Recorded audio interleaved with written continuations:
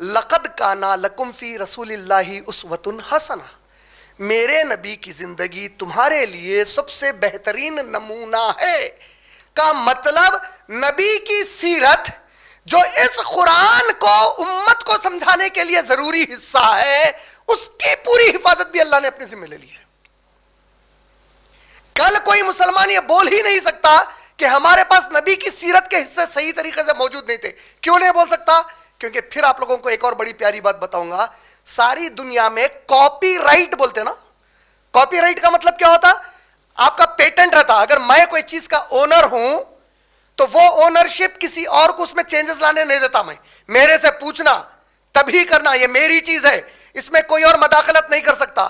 آپ کو معلوم ہے ساری زمین میں انسانوں کی نسل جب سے بسنا شروع کری تب سے لے کر قرآن کے نازل ہونے تک کوئی انسانوں کا گروپ ایسا نہیں ہے جس نے کبھی کوئی چیز کی کاپی رائٹ کی۔ مسلمانوں نے قرآن اور حدیث کی کاپی رائٹ سے شروع کیا اس کو۔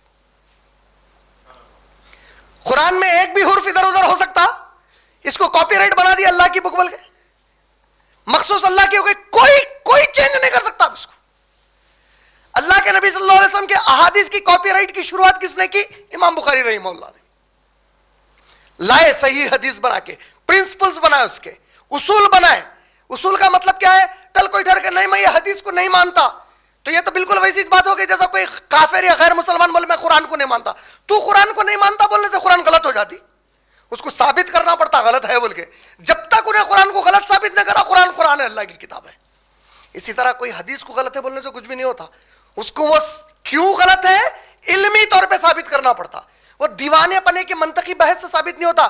وہ دیکھیے حدیث وہ قرآن کی فلاں آیت سے ٹکرا رہی، اس کا مفہوم ٹکرا رہا، تو میں سوچ رہا ہوں یہ بات ذرا میرے کو سمجھ میں نہیں آ رہی، یہ کیسا ہو سکتا؟ یہ سب چیزوں سے نہیں، پرنسپلز ہے۔